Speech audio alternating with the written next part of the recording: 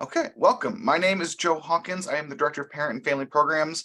We're excited to present today's What to Expect During Move-In webinar for you all today. With us, we have Rob Abowitz, the Associate Director in the Office of Residence Life, and Brian Woodruff, the Director of our Campus Services Center. And we're excited to have you both here. A couple of quick notes before I let them take over and run. We are recording. We're going to post this. We'll put it up on YouTube and on the webinars page later today. We'll share that on social media when it's out. So if you have friends or family that would like to see this later, we'll have it recorded with all the Q&A. It'll be there. If you have questions as we're going along, we're going to hold the questions until the end. But if you can use the Q&A function, which is down at the bottom, off to the left in that little pop-up bar in your Zoom. You can put in questions there, and I will organize them so that Brian and Rob can answer them when we get to the end of the presentation. Just want to say thank you for all of you for making time in your day to join us in this webinar to help prepare so that you can help your student have the smoothest move-in day possible, and that you're ready for what may come so that they can start their transition on the best foot forward. So with that, I'll let Rob and Brian take on over. All right, great. Thanks, Joe. Good morning, everybody. My name is Rob Abowitz from the Office of Residence Life. And I'm Brian Woodruff from the Campus Services Center. We just want to start by thanking Joe Hawkins from the Parent and Family Programs Office in the Division of Student Life for setting up this webcast. Like he said, Joe will be reviewing your questions and passing them to us to address after our brief presentation. And again, just use the Q&A function in Zoom to submit your questions. We have a lot to cover today, including room assignments and online resources and all the details for move-in. So here's our agenda. Will stay on screen as we go, and Brian's going to get us started. All right. Well, as you know by now, students have been sent an email notifying them that room assignments are finalized. So in that email, they were prompted to log into their online housing account, where students will conduct much of their business related to living on campus. So this website will show students their room assignments, their mailing address, dimensions of their room, and also roommate contact information as well. So the email that they received would also have informed them of their arrival time on campus for move-in day. We do ask that you arrive at your assigned time frame to help reduce traffic congestion. But if you do need to arrive at a different time on that same assigned day, as long as it's between 9 a.m. and 3 p.m., you can do so, and there's no need to notify us of that. Roommates have been assigned the same arrival time during the same day and the same time. So your student's roommate will be coming at the same time as your student. All right, so for meal plans, students can use their housing portal to make changes to their meal plan for upcoming semesters. You can change it until the first day of each semester. So right now, your students could change their meal plan for fall and spring, and then after fall begins, they could still change it for spring up until the first day of the semester, and that's done on the housing portal as well. At this point, room assignments are finalized. If a student for any reason wants to make a change to the room assignment after they've moved in, they would contact the resident director. Under normal circumstances, there's no room changes during the first week of class as everyone's getting settled in to their spaces. But students who are interested in a room change at the end of that first week can speak to their resident director for the change. Early arrivals, there's a few things. Actually pre-arrival, not early arrival. There's a few things we suggest students do before they arrive on campus. The first is to communicate with their roommate. Even if the roommate is someone they know, they should still communicate about what items they each intend to bring to campus so that they don't duplicate items. They can also begin the process of building that mutual, respectful relationship with regular communication. What to bring? Obviously, students will soon start packing for college. And there's two websites I want to draw your attention to. So the first is the housing website, where you'll find a link for frequently asked questions. This page also answers the question, what should I bring to campus? The second helpful website there is through the Office of Residence Life, which contains regulations to on-campus living. So this includes a list of prohibited items in the residence halls, which is always helpful to know what to leave at home, what not to bring as well. Of a particular note is the complete prohibition of candles, incense, candle warmers, even wickless candles and wax warmers are prohibited. So we want students to avoid the $500 fine that gets issued by the Oxford Fire Department for anyone who possesses a candle on campus or who tampers with their fire safety equipment.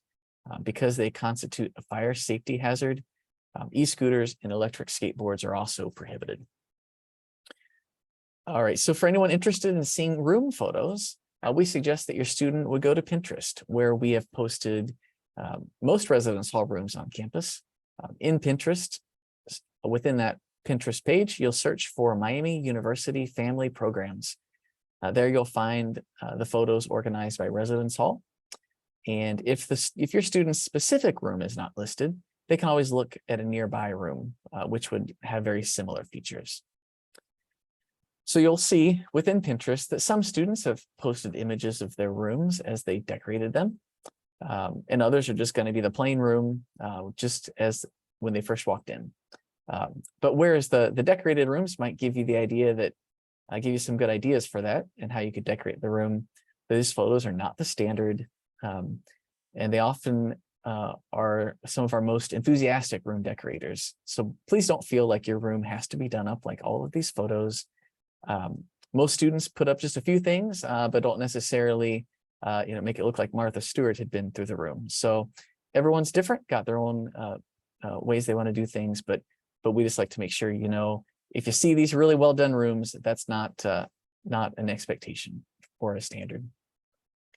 Finally, before I pass it over to Rob, I do want to remind you to make sure that your student has set up their digital ID.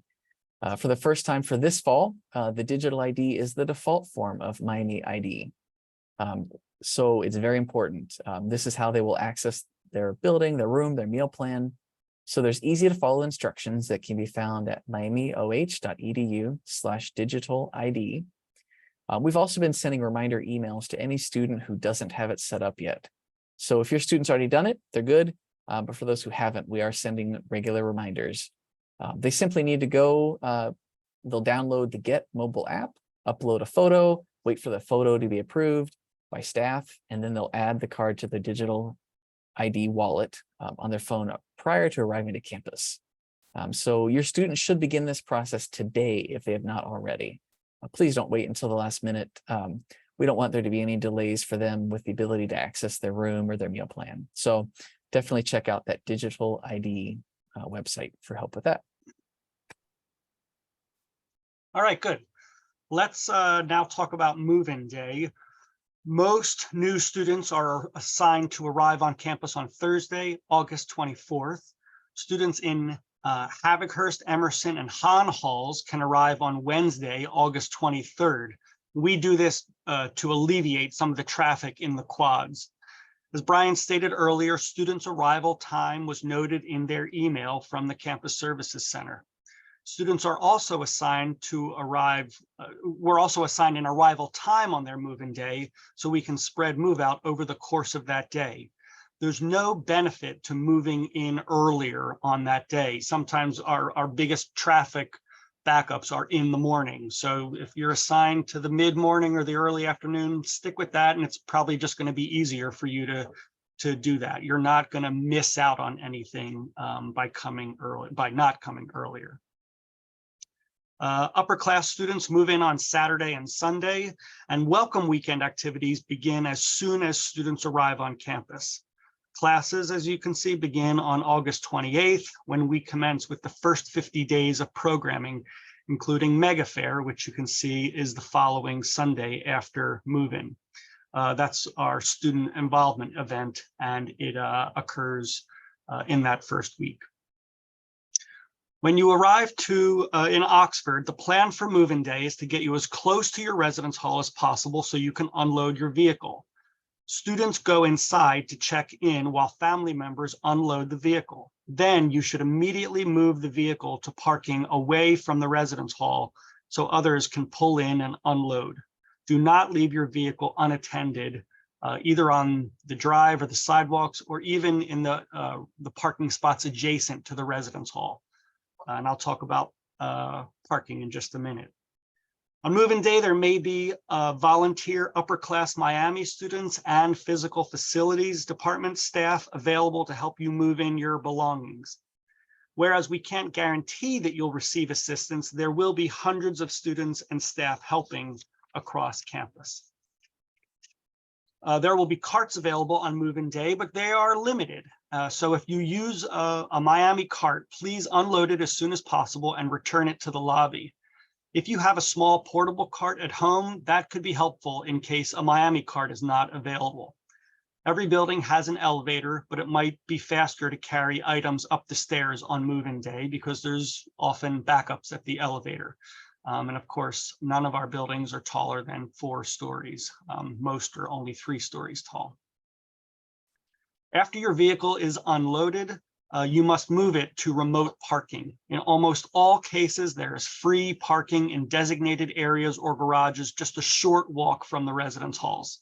And our staff on site will direct you to those parking locations. Again, please do not park adjacent to the residence halls. Vehicles are not permitted to block any dumpster near the residence halls while you're unloading because the dumpsters need to be emptied several times during the day. You can also help with recycling by not putting empty boxes in the dumpsters. Rather, collapse empty cardboard boxes and neatly pile them behind the dumpster to be picked up by campus recycling. Most of the dining halls will be open when you arrive on campus. Students may use their meal plan and family members may pay with credit card. Remember, we are a cashless campus and you can see all of the dining hall schedules at miamioh.edu/dining. A lot of parents want to know about the schedule and when they should leave. We want you to know that students should be ready to join their corridor for dinner on their move-in day at around 5 or 5:30. And these dinners are not scheduled or coordinated. It's just they'll start to meet up with people on the corridor and go over to the dining halls together. And then their first scheduled thing is 6:30 p.m. on their move-in day, followed by, that's a mandatory all-hall meeting, and that'll be followed by corridor meetings. So really by the late afternoon, parents can start to head out. There'll be campus-wide social events that continue that evening for all new students. And then students will soon be able to see the whole Welcome Weekend schedule on the same Miami Events app that they use to view their summer orientation schedule. I was just talking to my colleague, and that schedule will be posted soon. And students, especially, all students who have been here for orientation already have that app on their phone. We want to help you avoid unnecessary damage charges at the end of the year. So please follow these policies when setting up your room. The use of Scotch tape, masking tape, duct tape, and any product with self-adhering strips is prohibited because they damage the walls. And they're going to try to get you on the marketing. Even products that advertise that they are damage-free have caused damage and are therefore not permitted in the residence halls. Putty is permitted, but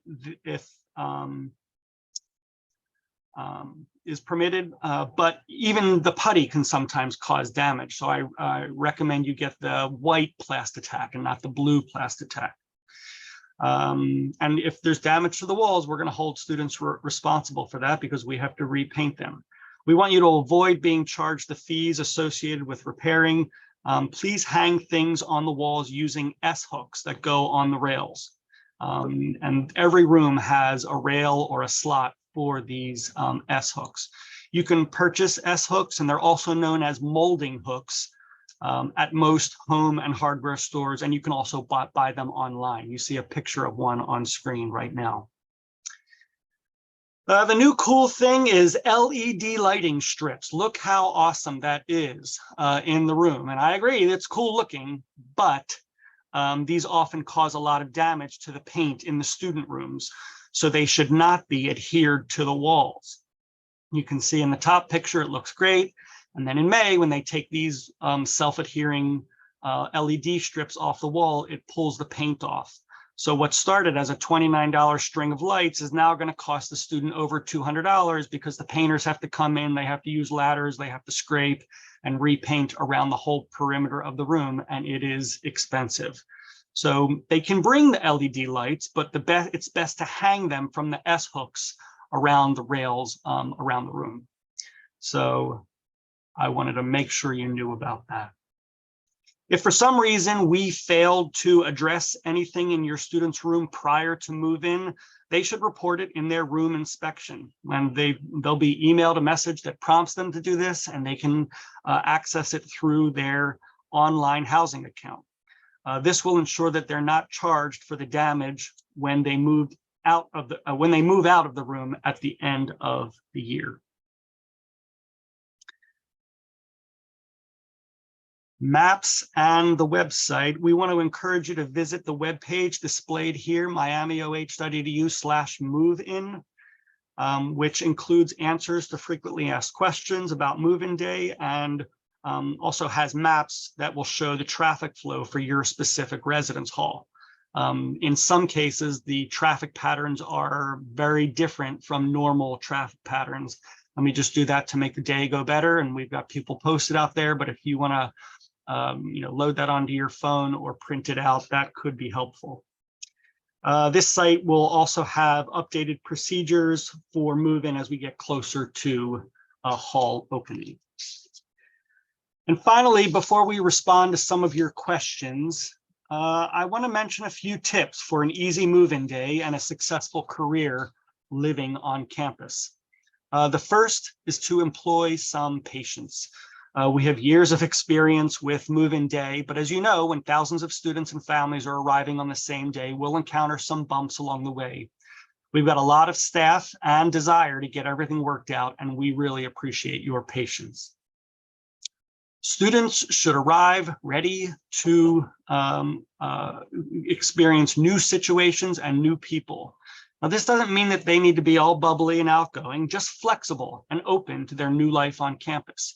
It may take some longer than others to feel perfectly comfortable, and our staff is here to help any students that struggle to get connected.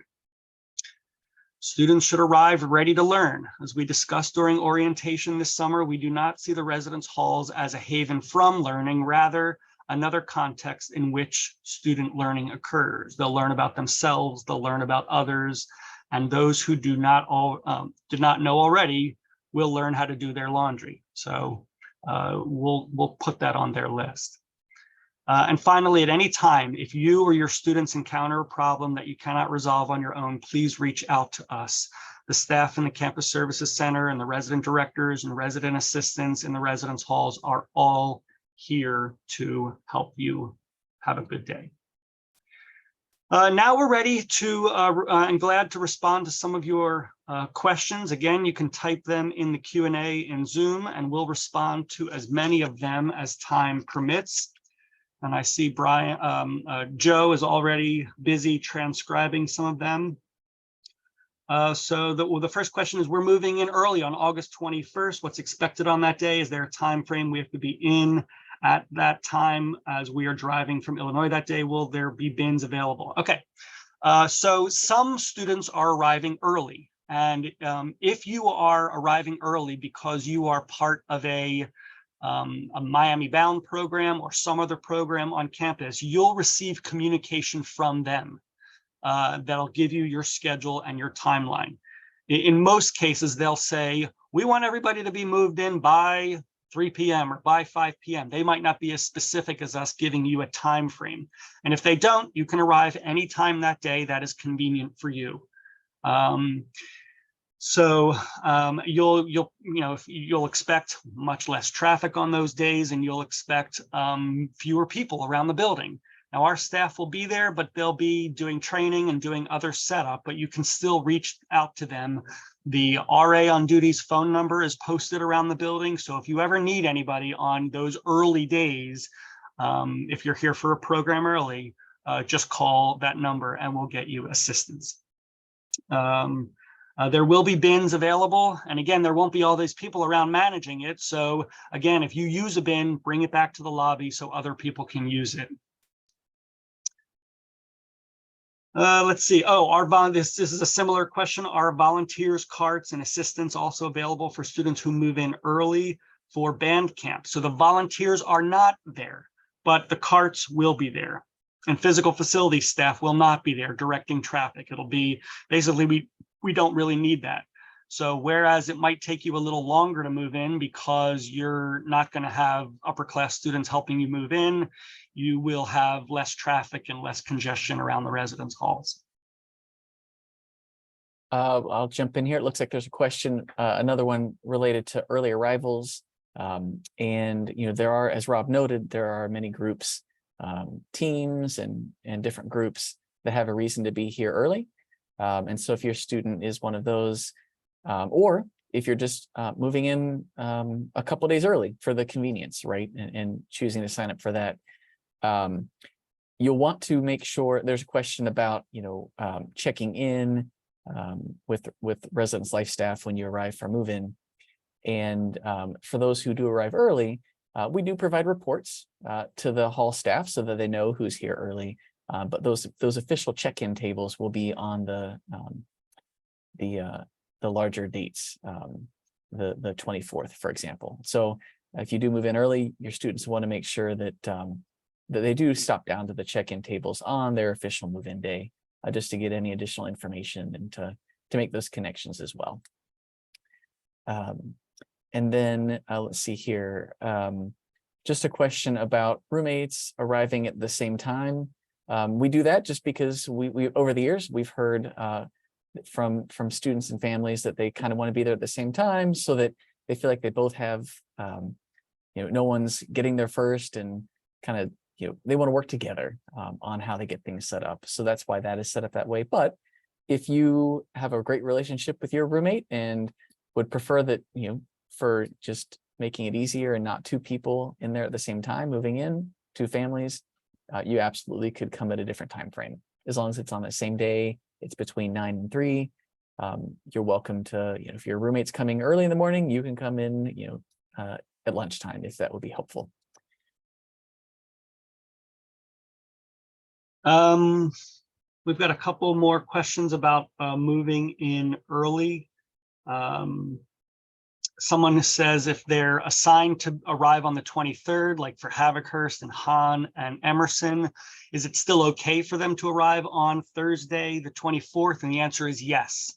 There will be staff in the building, and your students are not going to miss anything significant. There's going to be some programming going on Thursday night, but they'll have their hall meeting and their main kickoff on Thursday night. So that's fine. In fact, before we announced those arrival dates, because we didn't have room assignments done, there were some families that had to buy flights early, and we advised everybody to just buy flights for the 24th. So that is going to be fine for you.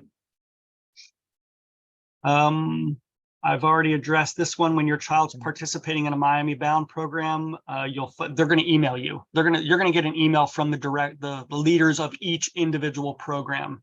And if you don't hear from them, you can give them a little nudge, but they should be reaching out very shortly with your arrival information if they have not done so already.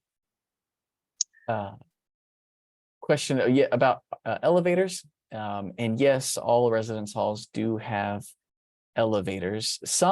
There's a few of them that are more kind of freight elevators, service elevators that aren't necessarily as conducive for lots of riders, but for the most part, I think there's only maybe one hall even in that situation. So for the most part, elevators are available for folks. But again, given the number of people using them and going, definitely, I would say if you're able to not use the elevator, encourage you to use the stairs as you can to save the elevator and make it accessible for those who might have more of the need for it. But absolutely, they are available. So there's a parent that says they're flying in, and I'm assuming here this means they're flying in on Wednesday and then going to move in on Thursday. And they're asking if they can just show up on Wednesday and see the room so they can go out and do some shopping for the room. And I would first direct you to the Pinterest page to see if you've got a resource there to see the exact page. Because I don't want you to have to face the charge for us giving you access to the room early by arriving early. I think if it's an issue, find your resident director, because they'll be set up on that day and they might be able to help you see the room. But I don't know, Brian, do you want to? Well, yeah, I guess the other thing I would say to that is if you're flying in and you're here and you want to just go ahead for the convenience, sign up to arrive, to move in a day early. We do allow early arrivals, basically start, for the whole week. Anyone who, there's a daily charge. It's about $40 a day. And it's all done through your student's online housing account, the same place where they saw their room assignment. If they're interested, if you're here, go ahead and sign up. If you'd like to, you have the whole day Wednesday to either come check the room out, start moving some things in, make your process a little smoother. So that is absolutely an option. We have a pretty large number of students who do choose to do that. Again, we assign 3 of the halls to move in on Wednesday for the traffic flow, but campus-wide, anyone else who might choose to do that can sign up and pay that daily price. And I think it's a nice convenience. A lot of people choose to do that. So that could be a good option for you there too, especially if you're already here. Joe, this question just got posted and you had just said it. So if you could just reiterate what's the cost for move-in day and so how do they access that? Yeah, and so that cost is dependent upon your tuition promise cohort. So I think probably everyone here is an incoming new student. So I believe it's about $40 a day. They're all posted on our website. We've got a chart with all those charges for the early arrival housing. It's on the housing website, but it's $40 or $41 a night. A lot cheaper than a hotel room, that's for sure. And that's it's determined based on the daily price of our rooms since this semester hasn't officially started. So you could do that. It's easy to sign up right on the housing account online. Again, that's that same place that we linked to from the housing assignment letter on the email where you found out your student's roommate and room information. There's going to be a link at the top there on that page that will say break and early arrival housing, I believe. It's available now. You can go ahead and sign up for it now. The earliest day you could pick would be August 18th. So typically we see, starting the Monday before, we start to see more pickup of folks who want to avoid the rush and for a variety of reasons get here early. So that's definitely an option. And once they do sign up for that, it'll go through a pending process, gets reviewed by staff and approved, and then your student will be notified that it's approved and they'll be good to go. And then that charge, those daily charges would be, they'll just show up on their student bill within a couple of days. Question about ID cards. As I noted, we are doing the digital ID is the new default for all new students this fall. We actually launched it last year and it was a great success. And so we're now transitioning to that being the default. What we do know, so the question is, can a student still have a physical ID and what happens if their phone dies? And so I'll address the second part first, which is a question we do get often is, what if my phone dies? Will my digital ID still work? And the answer is yes, actually for a couple hours. And it can vary by phone, but the phones do have at least a couple hours where even when you can't turn it on, it has died to you. It still has enough charge in it that the sensors inside would still recognize that digital ID. And because you don't actually have to turn on your phone or be looking at the screen, you just take it and tap it to the door readers. And the sensor within the phone connects and senses the reader. So they do work for a couple hours after they have died. So if your student, couldn't get it charged, it has died, they should have a good couple hours where they'll still be able to use it to get in the room. So I think that's an important piece to know. But if your student really just prefers to have that physical card, they don't want to use the digital, then we do have a link on our website for a form. It's going to be on that ID website where you can go in and opt out of digital ID and opt instead for a physical ID. We're not able to allow both. So if you prefer to have that physical card, just fill that form out online. You can get to it if you go to the digital ID website that we mentioned earlier on the webinar. You'll see links within that, within all the details. There's a link for a form to opt out. That will come to our office. We'll process it. We'll get a card printed and notify you when that's ready. Typically, you'd pick it up then when you first arrive to campus on move-in day. And that, again, would disable digital ID for you. Okay, I'll continue with questions. We have a question about the dining halls. They will be open for early arrival students. And again, I refer you to the website miamioh.edu/dining. It's a site that I use all the time because, you know, like even now in the summer, some dining halls are open and closed and the schedule is inconsistent. They have an interactive site that shows the exact, like it changes, you know, per the day. So you can always find what's open and when on that website. It's got this little slider that you can tell the time of day and see what dining halls are open. But yes, since we have so many people arriving early for different programs in Miami Bound and the marching band, there are dining halls open for early arrival. Yep. And I would just add just quickly to that, if you are looking at those dining hours, they have not yet posted the, it's still just summer. They're still finalizing the early arrival and the fall semester hours, and they haven't been posted yet. So I would caution just, you want to hold off to look at those just yet, but as we get closer to move in here shortly, those should all be updated. So if you log in now, you might not see any hours. So just a caution. And let's see. So for students who are assigned to a quad room, a room with 4 people, there will be 2 refrigerators, 2 mini fridges in those rooms. Both triple rooms and quad rooms come with two mini fridges. Question about dimensions of the closets. We do not keep the dimensions of the closets on file, and that's just simply because there's so many varieties of them, and they're all slightly different. That's not a piece of information we have available, but I think just important to know that everyone will have a closet space. Some rooms do have the kind of built-in closets, and some have more of the wardrobes that are the movable closets, but you definitely will know your student will have closet space, and would just encourage you, be somewhat flexible with that, just knowing that there's such a variety of them throughout every room within each building. Kind of plan for some flexibility with that as you're looking at how to organize those. Brian, there's a question about if your student is in a quad, will there be 2 mini fridges in a larger room? Oh yeah, I got that one already. Oh, gotcha. Yeah. Okay, the answer good. is yes. Yep, 2 fridges for triples and quads. Good.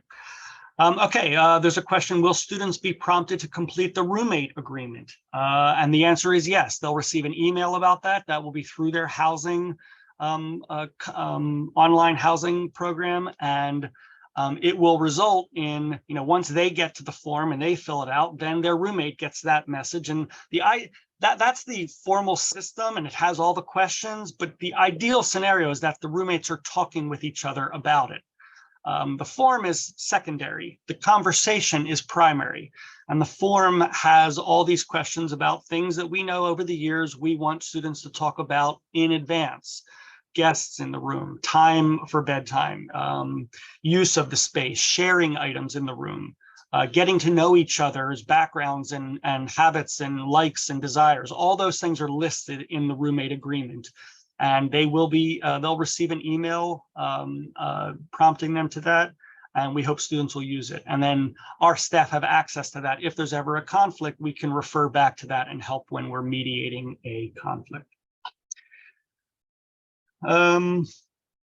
There's a question here. Can you share what most students do with the windows? Do they have a shade? Do they need anything else? I'll say all the windows come with blinds.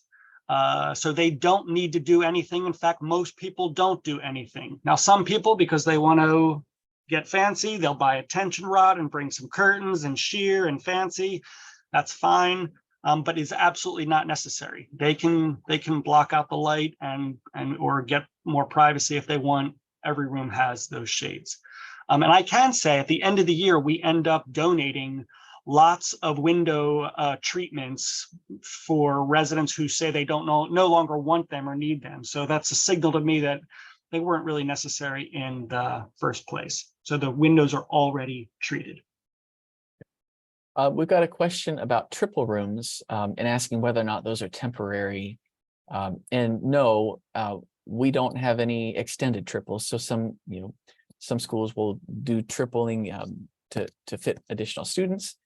We're not in that situation this year. And so if your student has been assigned to a triple room, it is a true triple and would be large enough to be a triple, would be designed and built as a triple. Some of those are filled with students who've requested 3 roommates, and then others would be kind of 3 students who just have a mutual living learning community and we're assigned to be able to get them into that community. So yes, so those are not temporary. But again, if something's not going well with your student's room assignment and they don't really like it, or for a variety of reasons, after that first week, they can work with their resident director to request a room change. Next question, do we need to clean the rooms before moving items in? All right, I don't think we've ever had that question asked. That's a good one. My answer is no, but let me tell you about the process. So right now, the summer conferences are ending. Our staff are starting to get the rooms what we call move-in ready. They are sweeping and mopping and wiping everything down. And so the physical facility staff are inspecting every room starting at this point. Shortly, all of the RAs are moving in and they will do an inspection of the rooms.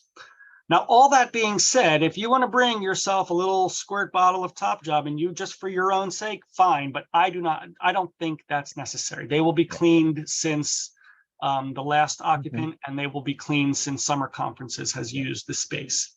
Maybe a little dust has accumulated for the buildings that are being cleaned right now. It'll be a few weeks, so some dust has accumulated, but nothing major. And if you find otherwise, go to a room and you're like, there's a spill of something or something looks like it wasn't cleaned up, you let us know immediately, and we will make sure that is remedied fast. Yeah, absolutely. Yep. Our standard and our expectation is those rooms are clean and absolutely ready to move right in. That's our standard.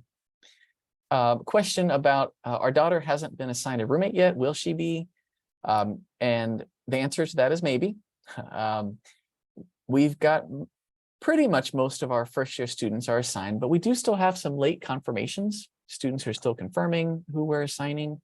And for a variety of reasons, some room changes are still happening before the semester begins for some unique circumstances and just different things for various needs across campus. And so I'd say if I was guessing, it's probably a 25% chance of getting a roommate between now and when school starts, but that could be more, 50-50. Once school begins, then once those room changes are happening, then if there's a vacancy in the room, it could be used by a room change of someone who wanted to move to a different room. I would say that if anyone, this person asked this question or any others, if your student doesn't have a roommate assigned yet, and they are interested in potentially buying the room and paying for it as a single room, we have some ability to do that. So if that was something that was of interest, basically gives you the ability to guarantee that you won't get a roommate assigned, contact the Campus Services Center and we'd be happy to help see if that's a possibility as well. Because we have on both ends. We have those who really want roommates and those who really don't. So that is a potential this year. Next question, someone's asked for some recommendations on the following couple of things: security or lock boxes for the room to secure valuables. Some students bring them in. I'd say most do not. There is in some of our furniture, there's a little hasp that you can bring a little padlock and lock the top drawer of your furniture. For the most part, students aren't using them. I think there's just some smart things they can do. Typically, the issue with things walking away, which doesn't happen often, but does happen, the issue is not, I didn't have a lockbox. What was more, I was not very careful with my thing. I left my gaming device sitting on a table in the lobby or in the library or in the room with the door propped open. So even if they had a lockbox, going to put it in there in the first place. You know, like for medicine, when students are bringing, protected medicine, they should be very subtle with that. They should have it, stuck somewhere in a drawer so it's not obvious where it can get. But there are some people who bring a lockbox and they're permitted. It's a small thing, and that would be fine. The other thing is they shouldn't be bringing tremendous valuables. Like if they've got really nice jewelry or other things, I would go ahead and leave that stuff at home while they're getting settled with this new life that they're leading at college. Another question about power strips and Ethernet cables. On average, how many outlets are provided? For the most part, you do not need power strips. But if you want to bring a power strip, you may. It has to have the surge protector in it, and you can't daisy chain them together. And for the most part, you don't need to, because they've built an outlet every 4 feet along the wall. Extension cords are absolutely prohibited, so don't even bring those. The other question is about Ethernet cables, which I do highly recommend, and very few students actually bring them. So every bed in every room is connected or has access to an Ethernet port in the room. And when everybody is in the building, even though we have fiber optic networks, and we shift resources from the admin network to the residential network at night, so there's more bandwidth at night. When you have 250 people using the same bandwidth, it can be a little slow. Everybody's studying at the same time at 11 o'clock at night. It can be slow. And if a student ever has a concern about that, I say just plug in with your Ethernet cord. And of course, a lot of the computers these days now need a little dongle so you can connect to an Ethernet cord. But if you plug in, you will never wait for anything, because that is absolutely faster than any Wi-Fi could ever be provided. For the most part, we don't hear many complaints about that these days. Our IT services have done a lot to promote that. There's a wireless access point in every room. They used to just be in the hallways, and now we have one in every room. So for the most, they might not need it, but if you've got an Ethernet cord, I'd bring one. How many outlets, especially concerned with triple section? The rooms, even the rooms that are triples, have enough outlets, and it's a security issue for us. We've made sure there are outlets so that people aren't tempted to use extension cords. So I wouldn't worry about that. Yeah. All right. Question about if you're moving in early and using digital ID, how to get into the building in the room. And as long as your student, if they are doing early arrival for whatever, it's a group, a team, or just you signed up individually, as long as you're approved for that, that approval has gone through, then we update your students' records, and their door access will be active starting on their approved early arrival day. And so that means their digital ID will work. They can go directly to their building, directly to their room, just as if they would on the normal move-in day, because we're just adjusting their access date. So that will work just fine. No need to get a key or do anything like that. They'll have access on that approved day. Now, if they arrive prior to their approved early arrival day, then they would not have access. They'd get a red light. It wouldn't let them in. But beginning first thing in the morning on their approved day. So if they're approved to come in on, August 19th, for example, then starting, it actually starts about midnight, to be honest, but we typically would encourage you to, wait until, 8 or 9 a.m. if you can, but they'll have access. If moving in early, it sounds like you'll receive communication about meetings and activities, and that is correct. There will be email, there will be signs telling students when the meetings will be, and it'll be posted in most of their Instagram accounts. So encourage your students to follow their hall. Every hall has an Instagram account, and they'll be posting updates in there about when we're meeting and what we're doing.